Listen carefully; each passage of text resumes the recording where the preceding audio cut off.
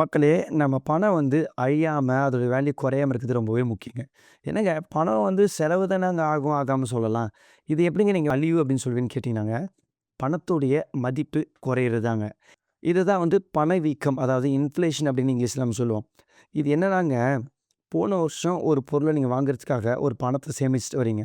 Suppose அந்த பொருளோட value 1,00,000 உங்களுக்கு முன்னாடியே தெரியும். ஸோ ₹1,00,000 சேமிச்சு வைக்கிறீங்க. அடுத்த வருஷம் ஜான்வரி மந்த் என்ன பண்றீங்க, போயிட்டு ஓகே அந்த பொருள வாங்கலாம்னு சொல்லி இங்க போறீங்க.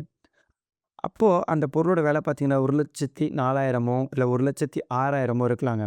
இதில நீங்க ரூ. 1,00,000க்கு வேல்யூ பண்ண ஒரு பொருள் பார்த்தீங்கன்னா, இன்னைக்கு பணத்தோட அந்த மதிப்பு குறைஞ்சனால, அந்த பொருள நீங்க ரூ. 1,06,000 குடுக்க வேண்டிய ஒரு நிலைமைங்க. இதுதான் பணவீக்கம், இன்ஃப்ளேஷன் சொல்லுவோம்.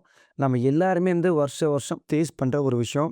அது கேஸ் பில்லா இருக்கட்டும், இல்ல ஃபியூவல், பெட்ரோல் பில்ஸா இருக்கட்டும், இந்த பொருள் நம்ம கிராசரிஸா இருக்கட்டும், நம்ம ஃபுட் ஐட்டம்ஸா இருக்கட்டும், எல்லாமே ஏறுறது நம்ம பார்க்குறோம் இல்லையா? ஸோ அதுக்கு காரணமே இந்த பணவீக்கம் தான். அப்போ பணத்தோடைய மதிப்பு குறையுது. அந்த பொருட்கள் பாருங்க விலை அதிகமாயிடுது. இதுதான் பணவீக்கம் சொல்லுவோம். 2வது விஷயம், ஒவ்வொரு பொருளுக்குமே இது மாறுபடுங்க. பட் ஆன் தி ஆவரேஜா நம்ம தோராயமா எடுத்துக்கிறது தான் கடைசி ஒரு 10 வருஷம் எடுத்துக்கிட்டீங்கன்னு பார்த்தால் ஒரு வருஷம் 4 இருக்கலாம், ஒரு வருஷம் 5% இருக்கலாம், ஒரு வருஷம் 6% இருக்கலாங்க. அப்படின்னா இது ஆவரேஜா நம்ம ஒரு 4 டூ 6ன்னு எடுத்துக்கலாம் நம்ம.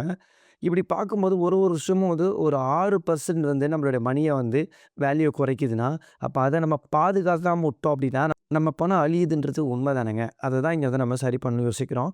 அப்போ இந்த பணத்த அப்படியே நீங்க வச்சிருந்தீங்கன்னா, பணத்தோட வேல்யூ குறைஞ்சுக்கிட்டே போகுது. கரெக்ட்டுங்களா? அதே அந்த பணத்த ஏதோ ஒரு இடத்துல முதலீடு பண்றீங்க. சப்போஸ் ஒரு 6% 7% கிடைக்குதுன்னா, ஓரளவுக்கு பரவாயில்லங்க. இந்த பணவீக்கத்த கொஞ்சம் ஜெயிக்குது. நமக்கு கொஞ்சம் கூடுதலா பணம் கிடைக்கும். ஏன்னா, நீங்க முதலீடு பண்ணி வச்சிருக்கும்போது போன வருஷம் ரூ. 1,00,000 அப்படின்ற பணம் இப்போ ரூ. 1,07,000 மாறி இருந்துச்சு அப்படின்னா 7% முன்னேற்றம் கண்டிருக்கு. பரவால்ல. இன்ஃப்ளேஷன கொஞ்சம் பீட் பண்ணியிருக்கு. பட் இது நம்ம பெரிய வளர்ச்சின்னு சொல்ல முடியாதுல்ல. அப்போ ஒரு 8%, 10, 11, 12ன்னு போயிடுச்சுன்னா, இது நல்ல விதமான வளர்ச்சின்னே நம்ம சொல்லலாம். அத நம்ம எங்க முதலீடு பண்றோம் அப்படின்றது அடுத்து யோசிக்கக்கூடிய விஷயம். பட் இந்த ஒரு விஷயத்த தெளிவா யோசிச்சுக்கோங்க. நம்ம பணத்த அப்படியே வச்சிருந்தோம் அப்படின்னா, பணத்தோட வேல்யூ குறைஞ்சுக்கிட்டே போகும். ஏனோ தானோன்னு இன்வெஸ்ட் பண்ணி, அங்கேயுமே நம்ம சும்மா உட்காந்துட்டு இருந்தோம்னா, நம்ம பணம் பெருசா வளராது. இந்த பணவீக்கத்தில மாட்டிக்கும். நம்ம பணம் அழியவே ஆரம்பிக்கும். அதே சரியான இடத்துல ஒரு டீசென்ட்டான ரிட்டர்ன்ஸ் குடுக்குற இடத்துல இன்வெஸ்ட் பண்ணுங்க.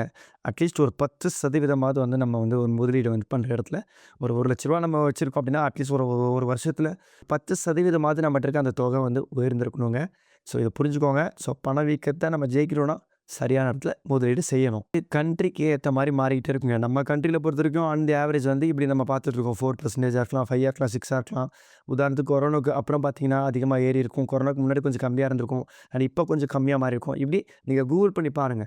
Last 10 year inflation rate in India அப்படின்னு போட்டீங்கன்னா, உங்களுக்கு காமிக்கும் இதெல்லாம். பல காரணங்கள் இருக்குங்க. எக்கனாமிக்ல இந்த டிமாண்ட பொறுத்து, பொருளோட தேவைகளுக்கு மக்கள் அதிகமா வாங்குறத பொறுத்துலாம் இது மாறும். இது நெறைய காரணங்கள் இருக்கு.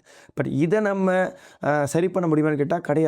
இது வருஷம் வருஷம் இது நடந்துக்கிட்டு தான் இருக்கும். இது மாறிக்கிட்டு தான் இருக்கும். சரிங்களா? ஆனா நாம எத சரி பண்ண முடியும்? இந்த இன்ஃப்ளேஷன, இந்த பணவீக்கத்த என்ன முதலீடு செஞ்சு எதுல போட்டா ஜெயிக்க முடியும்ன்ற யோசனைய மட்டும் தான் நம்ம யோசிக்கணுங்க. ஸோ உங்களுக்கு இது பயனுள்ளதா இருக்கும்னு நினைக்கிறேன். அண்ட் இன்னொரு பதிவுல உங்கள பார்க்குறேன் மக்களே. நன்றிகள்.